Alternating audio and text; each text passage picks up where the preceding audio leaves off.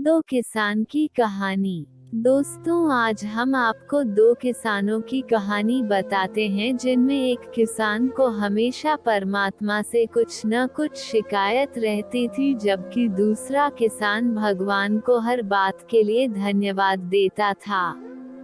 पुराने समय की बात है, किसी गांव में दो किसान रहते थे। दोनों बड़े गरीब। उनके पास बहुत थोड़ी जमीन थी जिस पर खेती करके अपना व अपने परिवार का गुजारा किया करते थे।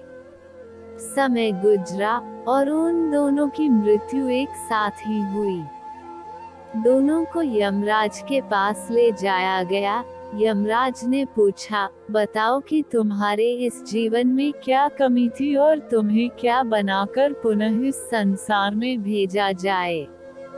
पहला किसान क्रोध से बोला, प्रभु, आपने इस जन्म में मुझे बहुत ही घटिया जिंदगी दी, कुछ भी नहीं दिया मुझे।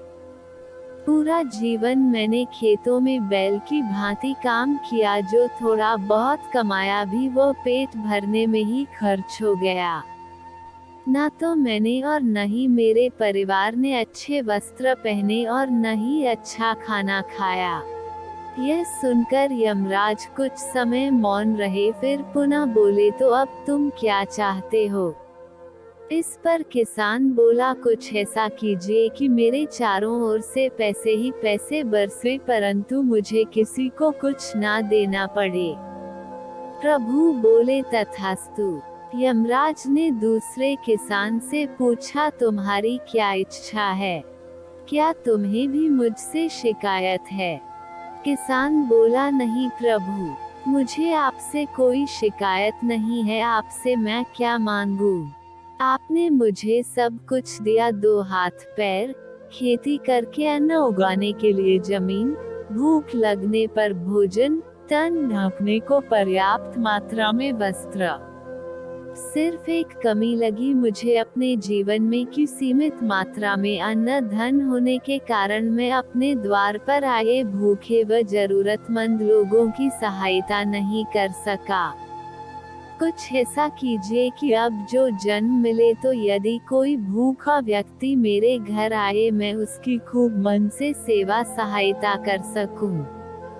यमराज उसकी बात सुनकर प्रसन्न हुए और बोले, तथास्तु।